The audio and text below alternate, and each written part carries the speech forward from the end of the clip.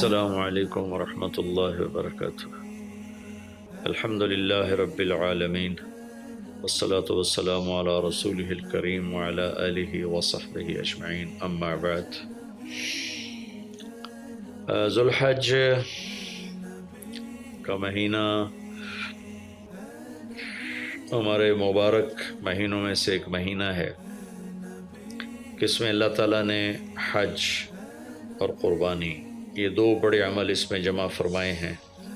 پوری دنیا سے حجاج کرام اس مہینے میں حج بھی کرتے ہیں اور پھر مینا میں آ کر قربانی کرتے ہیں، اور اللہ تبارک و تعالیٰ نے ان ایام کی قسم اٹھائی ہے، والفجر ولیال عشر والشفع والوتر واللیل اذا یسر هل فی ذلک قسم لذی حجر۔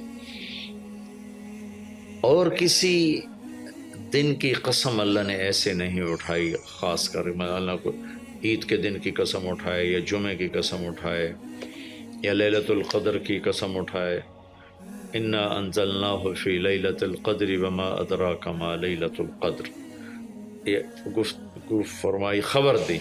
لیکن والفجر، مجھے قسم ہے فجر کی، اس سے مراد 10 تاریخ کی صبح، جو 9 کا دن گزار کے حج کا دن ہوتا ہے، اور وہ گزار کے جب 10 کی صبح یعنی قربانی کی جو صبح ہے، اللہ نے والفجر اس کی قسم اٹھائی۔ پھر ولیال عشر، یکم سے 10 ذو الحج کی جو راتیں ہیں ان کی قسم اٹھائی۔ والشفع، یہ 10 کے دن کی قسم اٹھائی۔ والوتر، اور یہ اللہ تعالیٰ نے 9 تاریخ کی قسم اٹھائی۔ واللیل اذا یسر، اور یہ 9 اور 10 کی درمیانی رات کی اللہ تعالیٰ نے قسم اٹھائی۔ یہ کسی بھی ٹائم کی، دن کی، مہینے کی، سال کی، اس طرح اللہ تعالیٰ نے خوبصورت انداز میں قسم نہیں اٹھائی جیسی اللہ تبارک و تعالیٰ نے یہ ان 10 دن راتیں، 9 کا دن، 10 کا دن، 10 کی رات، 10 کی صبح، اور اللہ کے نبی کا فرمان ہے کہ ان 10 دنوں میں اللہ تعالیٰ کو جتنی عبادت پسند ہے وہ اور کسی دن میں بھی پسند نہیں، اور اس میں کوئی شک نہیں، ان 10 دنوں میں سب سے بڑی عبادت وہ حج ہے، جس کو اللہ تعالیٰ نصیب فرمائے اور جس کے مقدر میں فرمائے۔ حج ان 10 دنوں کی سب سے بڑی عبادت ہے۔ عرفات کی ایک دن کی حاضری وہ 10 لاکھ دن کی حاضری یا 1 لاکھ دن کی عبادت کے برابر ہوتی ہے، اور عرفات کے دن کی حاضری میں اللہ تعالیٰ کا ارشاد ہوتا ہے، میرے بندو آج اتنے گناہ لے کر آؤ، جتنے بارش کے قطرے، جتنے درختوں کے پتے، جتنے ریت کے ذرے، جتنے گردش ایام میں جب سے ٹائم شروع ہوا ہے اس میں بننے والے دن اور رات، اور یہاں کے توبہ کرو، میں سب معاف کروں گا۔ اور عرفات کے دن جتنا شیطان ذلیل ہوتا ہے اتنا کسی دن بھی ذلیل نہیں ہوتا، اور میرے محبوب صلی اللہ علیہ وسلم نے یہ دن حج کا، عرفہ کا، زور اثر کٹھی پڑھ کے پھر سارا دن شام تک کوئی 5-6 گھنٹے مسلسل دعا مانگی، اور آپ نے فرمایا کہ اس وقت میرا اللہ میرے صحابہ پہ فخر فرما رہا ہے، اور قربان جاؤں خطاب کے بیٹے پر، فرمایا، اور عمر بن خطاب پہ اس وقت میرا اللہ خاص طور پہ خوش ہو رہا ہے، اور خاص طور پہ عمر بن خطاب پہ اللہ تعالیٰ فخر فرما رہا ہے۔ تو ان 10 دنوں میں جسے اللہ حج میسر فرما دے تو اس سے بڑی عبادت کوئی نہیں۔ حج میسر نہیں ہے تو پھر ان 10 دنوں میں نومی کا روزہ رکھنا، ان 10 دنوں میں روزے رکھنا، اس میں نوافل کی کثرت، صدقے کی کثرت، پھر قربانی، یہ سارے اعمال ان 10 دنوں میں انتہائی محبوب ہیں۔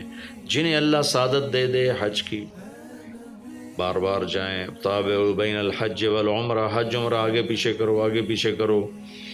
ایک بہت بڑا طبقہ ہے جو یہ کہتا ہے کہ ایک دفعہ فرض ہے اس کے بعد کوئی ضروری نہیں۔ میں کب کہتا ہوں کہ ضروری ہے؟ ضروری نہیں ہے، لیکن ضروری کا مطلب فرض نہیں ہے، لیکن اللہ اس کے رسول کو پسند ہے کہ اس کے گھر بار بار آیا جائے، بار بار حاضری دی جائے۔ اللہ کے نبی کو تو آخر عمر میں جا کے موقع ملا، اس کے بعد آپ دنیا سے تشریف لے گئے۔ اگر آپ اس کے بعد زندہ رہتے تو یقیناً آپ ضرور حج کرتے، چونکہ آپ نے جتنے سال مکہ میں گزارے آپ نے ہر سال حج کی، نبوت کے اعلان سے پہلے بھی اور نبوت کے اعلان کے بعد بھی آپ نے مسلسل حج کی، اور 4 عمرے آپ نے فرمائے زندگی میں پر 4 عمر، ایک عمرہ مدینہ سے خاص طور پر تشریف لائے جس کو ہم صلح حدیبیہ کہتے ہیں، وہ ہو نہیں سکا لیکن آپ نے وہیں عمرے کا کام پورا کیا، سر مڑائے، احرام کھولے، پھر اگلے سال آپ اس کی قضاء کے لیے تشریف لائے، پھر ایک عمرہ آپ نے فتح مکہ کے بعد جعرانہ سے احرام باندھ کے تشریف لائے اور عمرہ کیا، اور ایک عمرہ آپ نے اپنے حج کے ساتھ کیا۔ صدیقی دور میں پہلا سال جنگوں میں گزر گیا، دوسرے سال صدیق اکبر اپنے پورے ساتھیوں کے ساتھ حج پہ تشریف لائے، فاروقی دور میں عمر بن خطاب رضی اللہ تعالیٰ 10 سال حکومت کی، 10 سال حج کیا، ہر سال حج پہ تشریف لائے۔ عثمان رضی اللہ تعالیٰ عنہ نے اپنی خلافت کے دور میں جب تک امن رہا ہر سال حج کرتے رہے، جب فساد شروع ہوا تو آپ رکے، اس میں شہید ہو گئے۔ علی رضی اللہ تعالیٰ عنہ کو موقع نہیں ملا، جنگوں میں زندگی گزر گئی اور اسی میں آپ اللہ پاک کی بارگاہ میں پہنچ گئے، تو لیکن باقی 3 ساتھیوں کی خلافت کے دور میں آپ نے بکثرت حج اور عمرے کیے۔ تو دین کے کسی عمل کو یوں کہہ کر ہلکا نہیں بنانا چاہیے کہ اس کی کیا ضرورت ہے، اتنا پیسہ خرچ کرتے ہیں، اس کی کیا ضرورت ہے، کسی غریب کو دے دیا جائے، یہ اس طرح تقابل نہیں کرنا چاہیے کہ اللہ کے گھر کی حاضری کو اتنا ہلکا نہیں سمجھنا چاہیے۔ میرا اللہ بلائے تو بار بار جانا چاہیے، اور جس کو اللہ توفیق دے عمرے پہ جائے، حج پہ جائے، ہاں غریبوں پر بھی خرچ کرے، اپنے رشتہ داروں پر خرچ کرے، ضرورت مندوں پر خرچ کرے، لیکن اللہ کے فضل سے امید ہے جو اس طرح اللہ کے گھر جانے پر خرچ کرتے ہیں تو اپنے اللہ کے فضل سے غریبوں پر بھی خرچ کرتے ہیں۔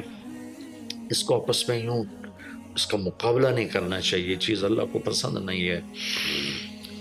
شہنشاہ کے، دنیا کے سب سے بڑے بادشاہ کے دربار میں حاضری کو ہم اتنا ہلکا نہ سمجھیں، بہت بڑی سعادت ہے۔ حضرت امام حسن کی سنا دیتا ہوں۔ امام حسن رضی اللہ تعالی عنہ نے 20 حج پیدل کیے، مدینہ سے پیدل تشریف لاتے تھے اور حج فرماتے تھے۔ 20 حج، یہ تو اہل بیت کیا جگر گوشہ رسول ہیں اور جگر اہل بیت ہیں، تو 20 حج فرمایا آپ نے، پیدل فرمایا، مدینہ سے تشریف لائے مکہ پیدل۔ ایسے امام حسین رضی اللہ عنہ نے بھی کئی حج پیدل مجھے ان کا عدد یاد نہیں، امام حسن کا مجھے یاد ہے 20 حج پیدل کے، اور اللہ کے نیک بندوں نے برس ہا برس اللہ کی بارگاہ میں پیدل حاضریاں دی ہیں۔ تو ان 10 دنوں میں عبادت کا ذوق بڑھنا چاہیے، نوافل بڑھائے جائیں، ذکر بڑھائے جائے، تلاوت بڑھائی جائے، ہمت ہو تو روزے رکھے جائیں، خاص طور پہ 9 تاریخ کا روزہ پچھلے سال کے سارے گناہ معاف ہو جاتے ہیں، ایک دن کا جو روزہ ہے۔ پھر اس کا دوسرا جو بڑا عمل ہے وہ قربانی ہے، اور یہ قربانی آدم علیہ السلام سے چلی آ رہی۔ وَاتْلُ عَلَيْهِمْ نَبَأَ ابْنَيْ آدَمَ بِالْحَقِّ إِذْ قَرَّبَا قُرْبَانًا فَتُقُبِّلَ مِنْ أَحَدِهِمَا وَلَمْ يُتَقَبَّلْ مِنَ الْآخَرِ۔ اس قربانی کی بنیاد تو آدم علیہ السلام سے پڑی ہے، لیکن ہمیں جو حکم ملا وہ سنت ابیکم ابراہیم، وہ ابراہیم علیہ السلام کی سنت ہے قربانی۔ ایک بہت خوبصورت قصہ ہے اور بہت عجیب و غریب قصہ ہے کہ اللہ پر سب کچھ لگا دینا۔ ایک شخص کو اولاد کے لیے دعا مانگتے مانگتے مانگتے کچھ 60 برس گزر گئے، 65 برس گزر گئے۔ رب ہب لی من الصالحین، یا اللہ مجھے نیک اولاد دے دے، نیک اولاد دے دے۔ نیک اولاد میری 84 سال کی عمر میں، اللہ نے 84 سال کی عمر میں بیٹا دیا۔ بڑھاپے کی اولاد تو دل پکڑ لیتی، اور ابھی چند دن نہیں گزرے تھے کہ اللہ نے کہا جاؤ اسے چھوڑ کے آؤ۔ یہ کہاں چھوڑ کے آؤں؟ کہ جبریل آئے گا تمہیں راستہ بتائے گا۔ تو جبریل انسانی شکل میں آئے، وہ براق کی طرح نہیں ہے سفر ہوا کہ ایک دم میں پہنچا دیا، بلکہ جبریل انسانی شکل میں آئے، اونٹنی پر سوار ہو کر، ابراہیم علیہ السلام دوسری اونٹنی پر، بچہ اور بیگم، اور ان کو فلسطین سے چلایا، اور چلاتے چلاتے چلاتے چلاتے جب مکے کے کالے پہاڑ آ گئے جہاں کچھ بھی نہیں ہے، نہ پانی نہ سایہ، کہ یہاں چھوڑ دو، بیت اللہ ٹیلا تھا اس وقت، یہاں چھوڑ دو۔ تو ابراہیم علیہ السلام جو آگ میں ڈلتے ہوئے نہیں گھبرائے، یہ بات سنی تو گھبرا کر کہنے لگے یہاں کیسے چھوڑ دوں، یہاں تو کچھ بھی نہیں ہے۔ تو جبریل نے کہا جی آپ کے اللہ کی منشا ہے کہ اس بچے کو یہیں چھوڑ دیا جائے، تو انہیں وہیں چھوڑا اور واپس چل دیا۔ اور حضرت ہاجرہ حیران پریشان ہو گئی کہ کہاں چھوڑ کے جا رہے ہو، کیوں چھوڑ کے جا رہے ہو، جواب ہی نہیں دے رہے۔ 3 میل ان کے ساتھ چلتے نہیں، وہ جواب ہی نہیں دے رہے۔ 3 میل کے بعد ان کو یاد آئی یہ تو اللہ کے نبی ہیں۔ اللہ امرک، ابراہیم کا یہ اللہ کا حکم ہے؟ کہاں اللہ کا حکم ہے؟ اذن لن یضیعنا اللہ، جاؤ پھر اللہ مجھے ضائع نہیں کرے گا۔ اس طرح بنیاد رکھی، بچے کو ایسے جنگل میں چھوڑا۔ جب وہ بڑے ہو گئے تب حکم آیا جاؤ ذبح کرو۔ تو اب آپ کی عمر ہو چکی ہے کوئی 92 سال یا 94 سال، 90 پلس ہے، 100%۔ فلسطین سے چلے مکہ جا رہے ہیں، کیا کرنے جا رہے ہیں؟ بچہ ذبح کرنے جا رہے ہیں، کوئی مرغی اور بکرا ذبح کرنے نہیں جا رہے ہیں۔ پھر ان کو تیار کرا کے مینا کی وادی میں لا کر کہنے لگے بیٹا اللہ کا حکم ہے تمہیں ذبح کر دو۔ تو بیٹے نے کہا یا ابت افعل، تو آپ کر دیں جو کرنا ہے۔ ابراہیم علیہ السلام کہنے لگے تو یہ خبر بھی ہے میں کیا کہہ رہا ہوں؟ کہ جی مجھے پتہ ہے، آپ کہہ رہے ہیں مجھے ذبح ہونا ہے تو آپ کے بدلے میں مجھے اللہ ملے گا، وہ آپ سے بہتر ہے، اور دنیا کے بدلے میں جنت ملے گی، وہ دنیا سے بہتر ہے۔ پھر معصوم بچے نے کہا ابا میرے ہاتھ باندھنا، تو مجھے الٹا لٹانا، اور پھر فرمایا کہ مجھے اپنا کرتا اتارا اور کہا کہ یہ میری اماں کو دے دینا، میری نشانی رہے گا، اور آپ اپنے کرتے میں مجھے کفن دے کے ادھر دفن کر دینا۔ تو ان کے ہاتھ باندھے، پاؤں باندھے، الٹا لٹایا، اپنا گھٹنا رکھا ان کی کمر پر، ان کے سر کے بال اٹھایا تھوڑا سا اوپر کر کے نیچے چھری چلانے کے لیے، ایک ہاتھ میں بال تھے ایک ہاتھ میں چھری تھی، اور یوں آسمان کو دیکھا کہ اللہ تو مجھ سے ناراض ہو گیا ہے کہ اسماعیل کی محبت نے میرے دل میں جگہ پکڑ لی ہے۔ نہیں میرے مالک، میرے دل میں تیرے سوا کچھ نہیں ہے، اگر میرا کوئی امتحان ہے تو پاس کر دے،